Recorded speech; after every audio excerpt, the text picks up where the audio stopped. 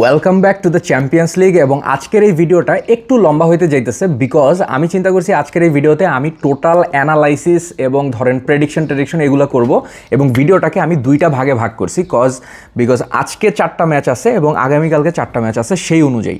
So আজকের যেই 4টা ম্যাচ আছে শুধু ওই ম্যাচগুলো নিয়েই আজকের এই ভিডিওতে আমি ডিসকাস করব। সো বিষয়টা হলো প্রথমে চলে আসি আজকে যেই ম্যাচ আছে তার মধ্যে প্রথমটা হচ্ছে আপনার লিভারপুল ভার্সেস এই Galatasaray.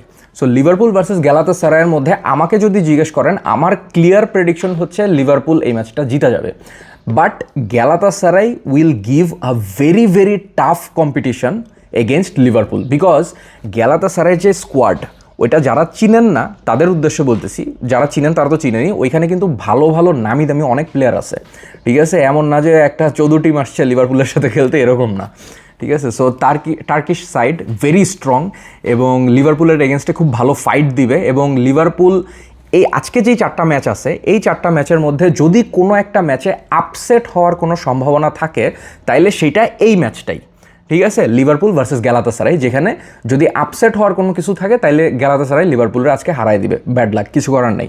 But Liverpool is a clear favourite এইখানে এই ম্যাচে। সো ওদের পুরো স্কোয়াড হেলদি আছে, যদিও অ্যালিসন বেকার নাই, but that will not be a big problem because Mamardashvili is a very good goalkeeper এবং লিভারপুলের ফুল স্কোয়াডে যত মিডফিল্ড আছে, আপনার অ্যাটাকিং প্লেয়ার আছে, শুধু আলেকজান্ডার ইজাক ছাড়া, ও তো প্রথম থেকেই নাই, সো ও ছাড়া মোটামুটি সবাই অ্যাভেলেবেল আছে।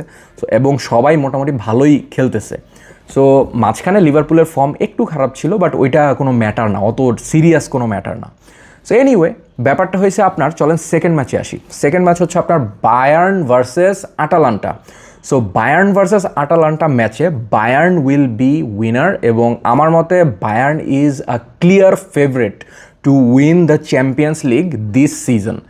আপনারা কেন বায়ার্ন মিউনিখকে এইবার ফেভারেট মনে করতেছেন না আই ডোন্ট নো, কারণ আমি জানি না, মানে বায়ার্ন মিউনিখের খেলা বুন্দেসলিগায় অত ফলো করা হয় না অনেকের, বাট বাংলাদেশেও কিন্তু বায়ার্ন মিউনিখের হিউজ ফ্যান বেজ আছে, আপনারা যদি না জেনে থাকেন সেই জন্য বলতেছি।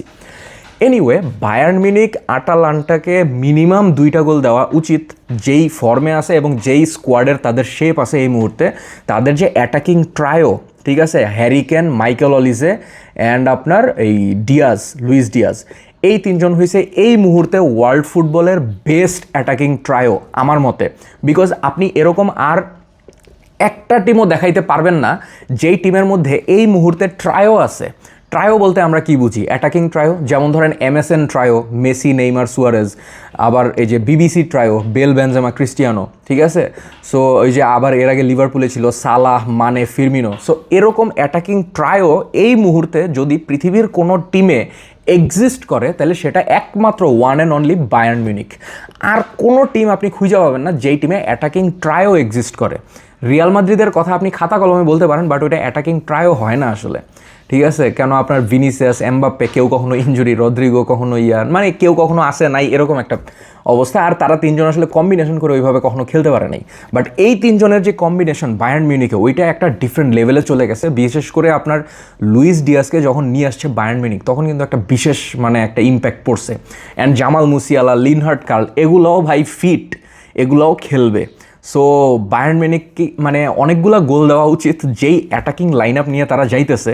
সো ওই অনুযায়ী বায়ার্ন মিউনিখ খুব ইজিলি এই ম্যাচটা জিতে যাওয়ার কথা, ঠিক আছে? সো চলেন আমরা থার্ড ম্যাচে চলে যাই। থার্ড ম্যাচটা হইলো আপনার অ্যাটলেটিকো ভার্সেস টটেনহাম। এই ম্যাচটায় আমি মানে ক্লিয়ার উইনার দেখি অ্যাটলেটিকো মাদ্রিদকে, বিকজ টটেনহাম রেলিগেশন ব্যাটেল করতেছে, ঠিক আছে? প্রিমিয়ার লিগে টটেনহাম রেলিগেশন ব্যাটল করতেছে এবং ওদের টিমে তেমন কোনো প্লেয়ার ফিট নাই এখন, ঠিক আছে? সো এই কারণে মেইনলি ওরা আসলে এত খারাপ ফর্ম এবং অনেক খারাপ ফর্মে আছে ওরা, বাই দ্য ওয়ে।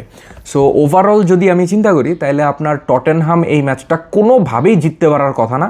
বাট এই দুইটা টিমই আমি অনেক সময় বলে থাকি যে অ্যাটলেটিকো আর টটেনহামের কোনো আসলে গ্যারান্টি নেই কে কখন জিতা যায়, হয়ে যায়। বাট আজকে মনে হইতেছে অ্যাটলেটিকো মাদ্রিদই জিতা যাবে, কেননা আপনার বার্সেলোনার সাথে অ্যাটলেটিকো মাদ্রিদ 3টা গোল খাইছিল ভাই। ওই দিন যদি অ্যাটলেটিকোর জায়গায় অন্য কোনো টিম থাকতো তাহলে বার্সেলোনা ওইটাতে 4-5টা গোল দিয়ে দিত, যে অবস্থা ছিল। বাট ওইটা দিয়ে অ্যাটলেটিকোর আপনি বিচার করলে চলবে না, ঠিক আছে? অ্যাটলেটিকো কিন্তু বার্সেলোনার ফার্স্ট লেগে 4টা গোল দিছিল, সো ওইটাও একটা বিষয়।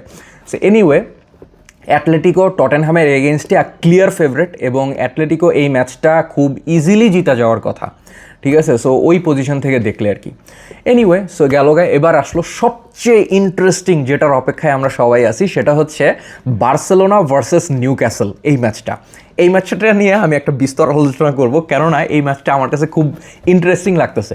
আপনারা হয়তো মানে চিন্তা করতেছেন যে বার্সেলোনা নিউক্যাসলের সাথে কী খেলবে, মানে এর তো ইজিলি জিততে যাবে, বাট না ভাই, বার্সেলোনা ইজিলি তো নিউক্যাসলের সাথে জিততে যাইতেছে না, এটা তো 100% শিওর থাকতে পারেন আপনি, বিকজ বার্সেলোনার দুইজন ইম্পর্ট্যান্ট ডিফেন্ডার কিন্তু নাই, বালদে অ্যান্ড কুন্দে সাইড ডিফেন্স, ঠিক আছে।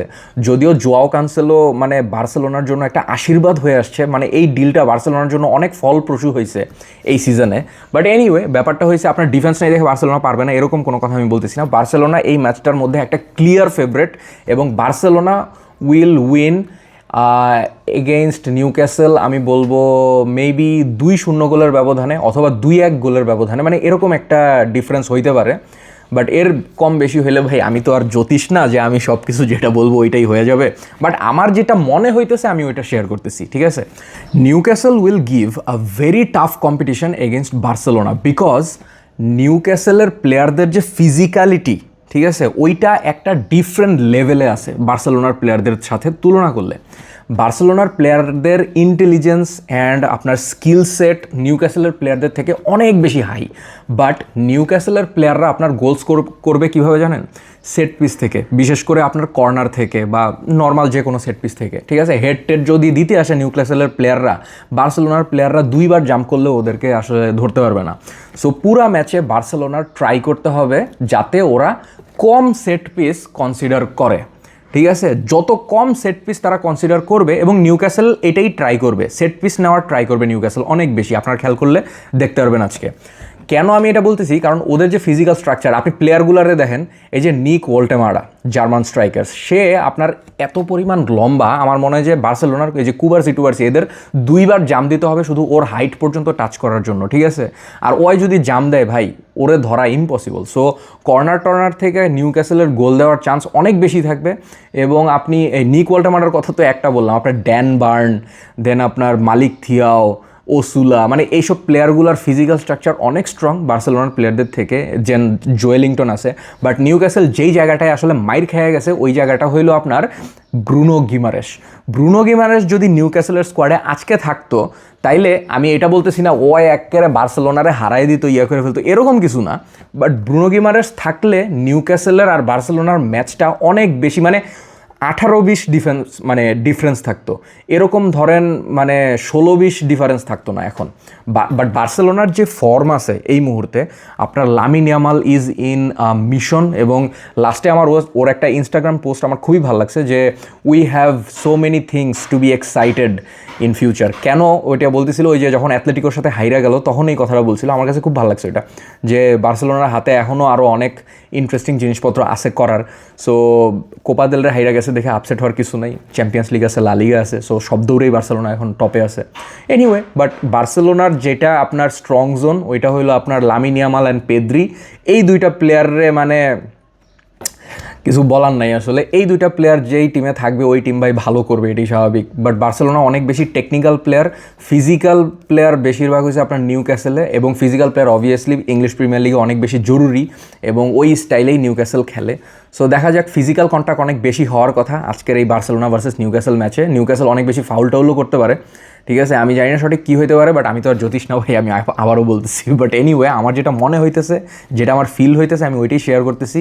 আমি জানি না রেজাল্ট কী হবে না হবে, বাট ওই বিষয়ে তো আমার জানার কথাও না, তাই না?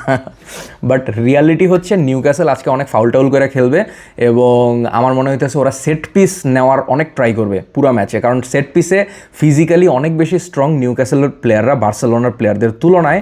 সো ওই অনুযায়ী আমার মনে হয় বার্সেলোনা আজকে রোনাল্ডো আরাউহোরেও খেলাইয়া দিতে পারে, যতটুকু আমার মনে হয়।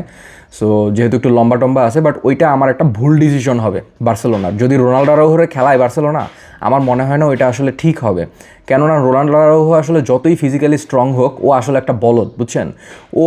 ওই মানে কি বলবো ভাই, ওরে আমার দেখলেই মেজাজ খারাপ হয়ে এনিওয়ে রোনাল্ডোরাও ফ্যান থাকলে আমাকে মাফ করে দিন। সো এনিওয়ে এই ছিল আজকের মতো এই 4টা ম্যাচের প্রেডিকশন। সো সেকেন্ড পার্টের এই ভিডিওতে আমি বাকি 4টা যে ম্যাচ আছে ওই 4টা ম্যাচের প্রেডিকশন করব এবং অ্যানালাইসিস করব যে কেন কোন টিম কী কারণে কী হারতে পারে বা জিততে পারে, blah blah blah blah blah. Anyway thanks for watching this video.